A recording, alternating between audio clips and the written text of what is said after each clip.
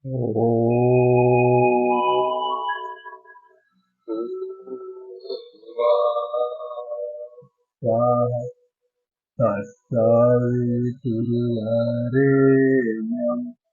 भर्गो देवस्य धीमहि धियो यो नः।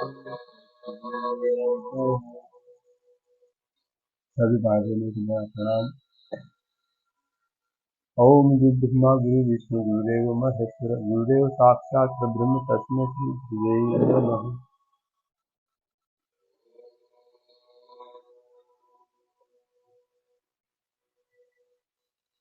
अष्टांग योग के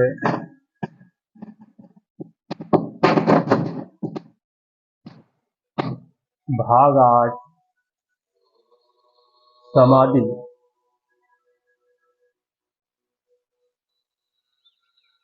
समाधि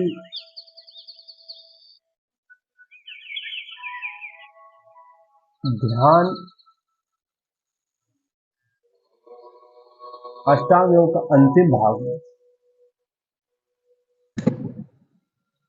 ध्यान की पूर्णता ही समाधि।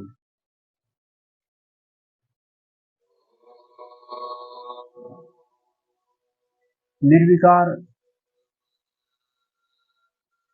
चित्त का किसी विषय पे नियत हो जाना ही समाधि है।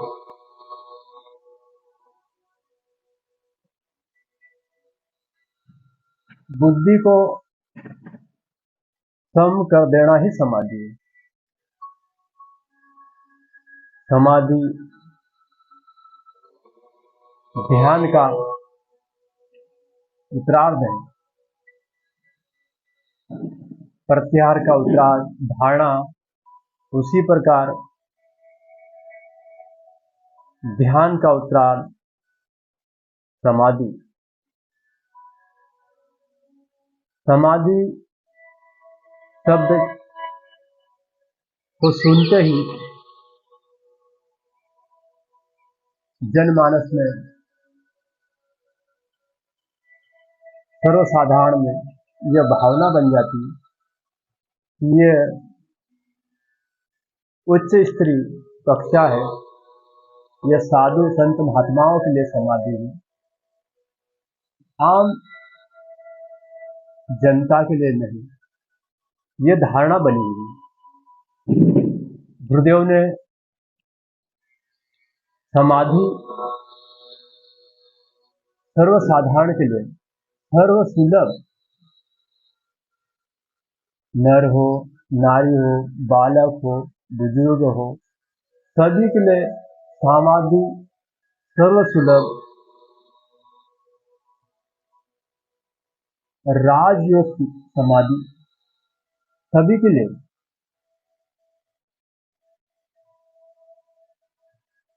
ध्यान का अंतिम भाग ही समाधि। समाधि के पूर्व हमको ध्यान का कंसेप्ट क्लियर हो जाना चाहिए। ध्यान को समझना बेहद जरूरी है। ध्यान समझ गए, हमारा समाधि की पूर्णता भी हो जाए। ध्यान एक मनोनिग्रह का साधन मात्र है, साधन मात्र।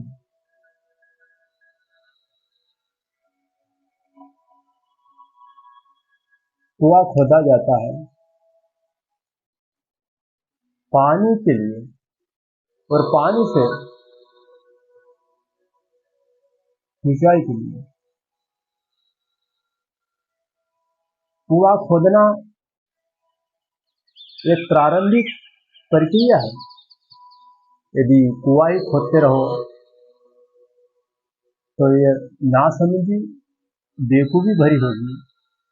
इसी प्रकार ध्यान लगाते रहना ही ये बेवकूफी होगी। ध्यान से मन को निगृहित किया जाता है और निगृहित मन से ही कुछ कार्य किया जाता है। कुछ महत्वपूर्ण कार्य निगृहित मन के ही द्वारा संभावना बनती है। वेदांत दर्शन में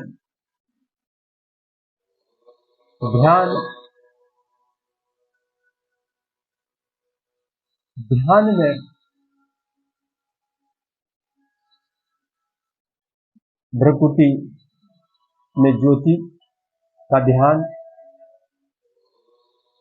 छठ चक्र वेदन का ध्यान, अनाहत श्रवण, ये वेदांत दर्शन का सूत्र है। और अन्य माध्यम से ध्यान रूप, रस, गंध, स्पर्श, शब्द आदि के ऊपर ध्यान निगृहित होने पे एक पक्ष निगृहित होना और निगृहित होने के बाद में दूसरा पक्ष विकास के लिए, आत्म कल्याण के लिए और उच्च उद्देश्यों के लिए और परमात्मा की प्राप्ति के लिए, तभी हमारा ध्यान की पूर्णता होगी। ध्यान का मकसद क्या है? समाधि दो प्रकार की बताई जाती है, निर्विकार और सविकार।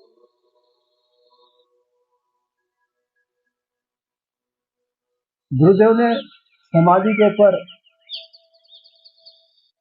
चेतन समाधि, सविकल्प समाधि के ऊपर प्रकाश डाला गया। योग, समय और परिस्थिति के अनुसार चेतन समाधि, चेतनता आने पर कैसी समाधि, इसके ऊपर गुरुदेव ने अष्टांग योग के अंतिम भाग समाधि के ऊपर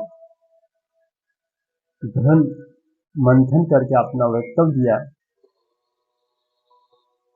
कि समाधि के बारे में जनमानस में यह धारणा बनी हुई, जिस प्रकार भूत को किसने देखा नहीं, फिर भी भूत के भय से, उसके डर से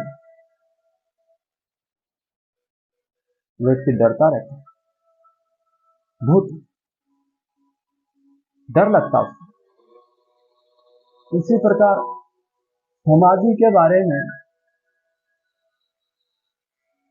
समाधि शब्द सुनते ही व्यक्ति को बाबा वाली समाधि, संत वाली समाधि और गृहस्थ लोगों से दूर होना। समाधि के नाम से जैसे बाजीगिरी चलती आ रही, जमीन में गड्ढा करके अंदर चला जाना,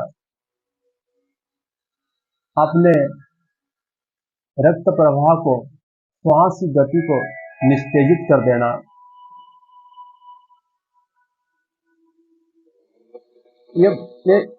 ये बाजीगरी, ये कलाकारी, ये गुरुदेव कह रहे हैं।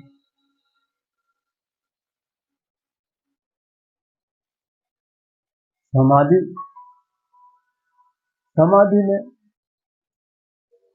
राजयोग की समाधि में व्यक्ति को जागृति,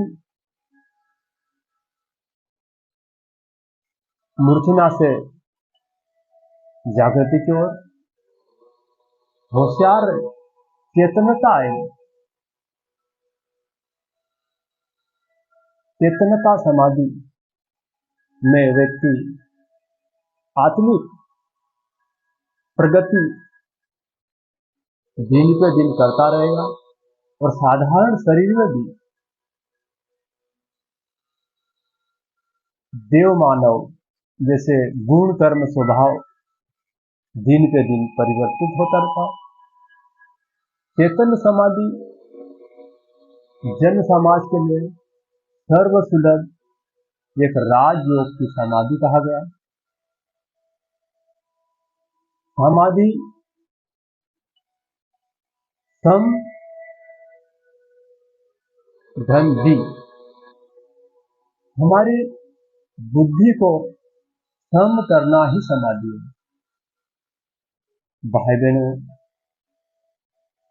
संसार में सुख भी है और दुख भी है, दोनों पक्ष काम करते हैं, लाभ भी है और हानि भी, गर्मी भी है और ठंडक भी। दोनों स्थितियों में बुद्धि को कैसे सम किया जाए, दोनों स्थिति में बुद्धि को सम करना ही समाधि है। लाभ हो तो क्या, हानि हो तो क्या, परिस्थिति अनुकूल हो तो क्या, वो प्रतिकूल हो, सम।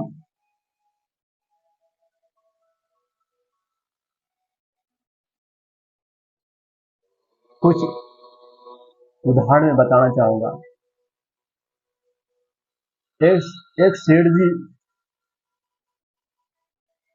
और एक संत। सेठ जी अपनी बुद्धि को सम करके कार्य व्यवहार कुशलता में माहिर थे। उनकी चर्चाएं कहीं दूर तक फैली हुई थी। वह चर्चा उस संत के कानों में पड़ी। संत ने उस सेठ जी के कार्य व्यवहार कुशलता और प्रसन्न रहने के तरीके जानने के लिए उनके आवास में कुछ दिन ठहरने की इच्छा जाहिर की। सेठ जी ने आओ भाग्य संत हमारे घर का सम्मान करते हुए घर में रहने की अनुमति प्रदान की।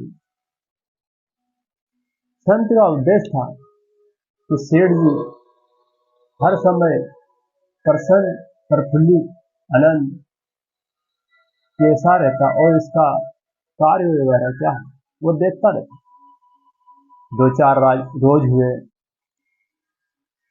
उनके मुनीम ने आके कहा कि सेठ जी व्यवसाय करने गए वो नाव समुद्र में डूब गई। सेठ जी को किसी प्रकार का कोई परेशानी नहीं हुई, उद्विग्न नहीं हुए। मुनीम जी से कहा कि 10,000 रुपये ले जाओ और गरीबों में वितरण कर दो। प्रसन्न थे। नाव डूबने के उपरांत भी सेठ जी प्रसन्न मुद्रा में 10,000 का वितरण करने तो मुनीम जी से और संत देखता रहा। कोई नाव डूबने में कोई उनको परेशानी या टेंशन नहीं थी, प्रसन्न ताकि मैं व्यक्ति व्यवसाय कर रहा, कोई टेंशन नहीं।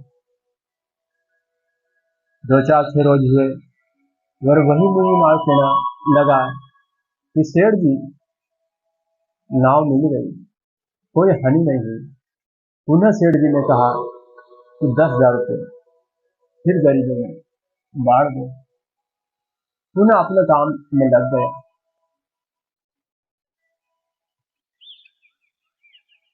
संत दोनों स्थिति को देखता रहा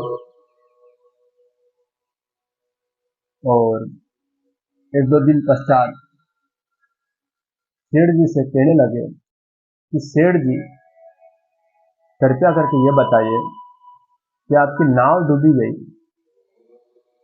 डूबने पे दुख होना चाहिए, परेशानी होनी चाहिए, टेंशन होना चाहिए, किंतु आपने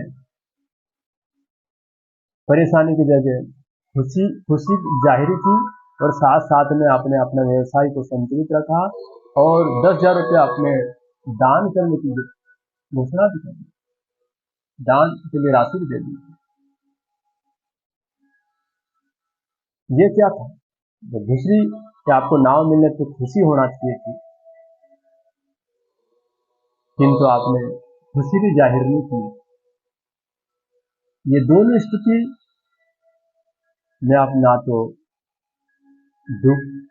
दुख था, ना आपको खुशी थी। आपको पहली स्थिति में आप जो दान कर रहे थे वो यदि धर्म के पैसे थे, ईमानदारी के थे, तो आपने दान क्यों किए? और दूसरी स्थिति में अपने यदि बेईमानी से कमाए तो फिर दान क्यों? इस तरह के सेठ से संत ये सवाल पूछने लगा। सेठ जी ने एक ही शब्दों में कहा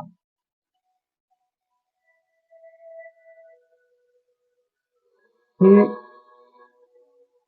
ये संसार है, ये आती जाती चीज है, ना मेरी है ना तेरी। ये संसार में किसी के लिए, जब गई तो जिसकी थी उसके पास जा रही थी, और आई तो जिसके पास होना था उसके पास। इसमें ना तो मुझे दुखी होना था और ना खुश होना। खुश होने से अहंकार को बढ़ावा मिलता, ये होता दुख और सुख में बुद्धि को सम करना ही समाधि। समाधि में दुष्प्रवृत्तियों को निकाल के सत्य प्रवृत्ति में परिवर्तन करना, सद्गुणों को अभिवर्धन करना, यही समाधि। समाधि के लिए ईश्वर के सत्य, चित और आनंद। ईश्वर सत्य है, ईश्वर चैतन्य है और ईश्वर आनंद है। जो व्यक्ति अनुकूल प्रतिकूल, लाभ हो या हानि हो, हर स्थिति में अपने को सत्यता, चेतनता और अनंतता को धारण करेगा, वही उसकी समाधि। समाधि का अर्थ यह हुआ कि हर स्थिति में अपनी बुद्धि को सम करना और ईश्वर से तादात्म्यता स्थापित करना, जो अनंत प्रफुल्लित परमानंद का स्थिति है। मनुष्य जैसे 3 अवस्था में रहता है, जागृत अवस्था, स्वप्न अवस्था और सुषुप्त अवस्था। जैसे जागृत अवस्था में तो शरीर और मन दोनों जागृत होते हैं। स्वप्न अवस्था में व्यक्ति अपने शरीर को तो सुला देता, किंतु मन इधर उधर भटकता रहता, कहीं प्रकार के सपने देखता रहता। जागृति से सपने में आनंद अधिक है और सुषुप्ता में उससे कहेंगे गुना आनंद। सुषुप्ता अवस्था में शरीर और मन दोनों शांतित हो जाते, दोनों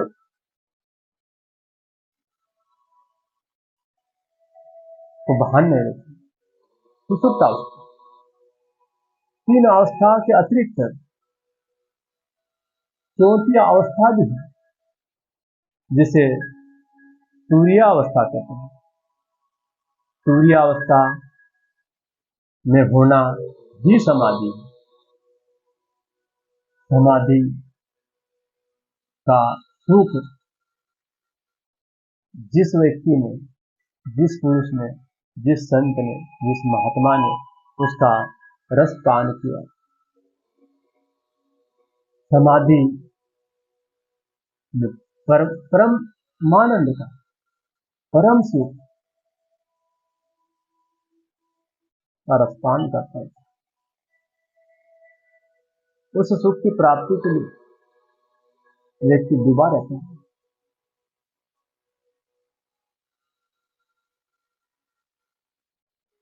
सूर्यावस्था में व्यक्ति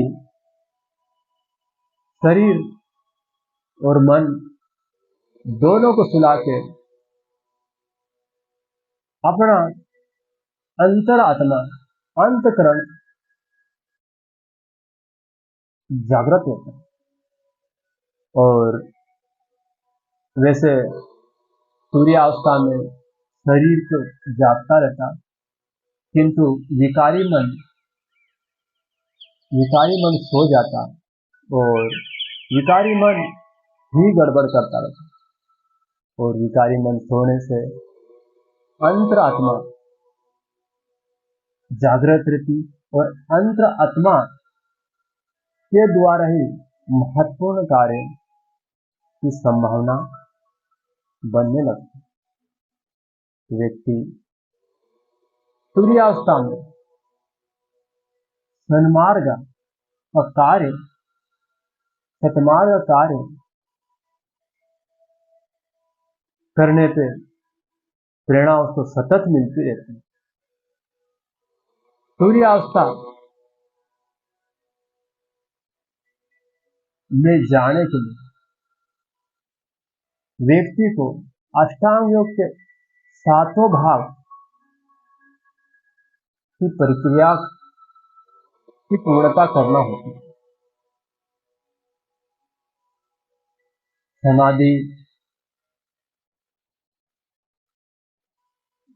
दोनों चीज को मिलाने से जो आनंद, परमानंद की प्राप्ति होती, उसी को कहते हैं समाधि। समाधि समाधि से अनंत सुख। और गुरुदेव ने चैतन्य समाधि में व्यक्ति अपनी चेतना को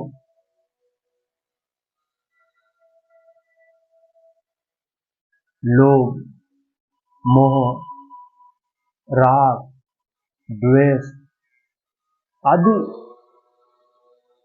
से हटा के व्यक्ति परम सुख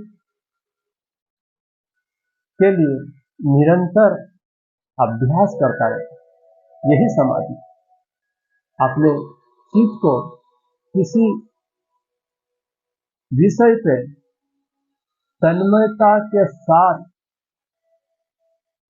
तादात्म्यता स्थापित करना ही समाधि का लक्ष्य बनता है। समाधि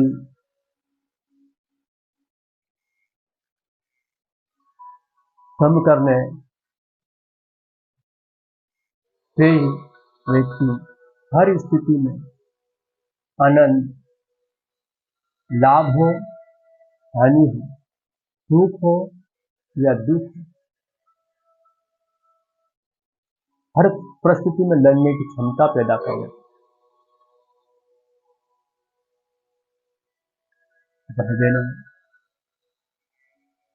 गुरुदेव ने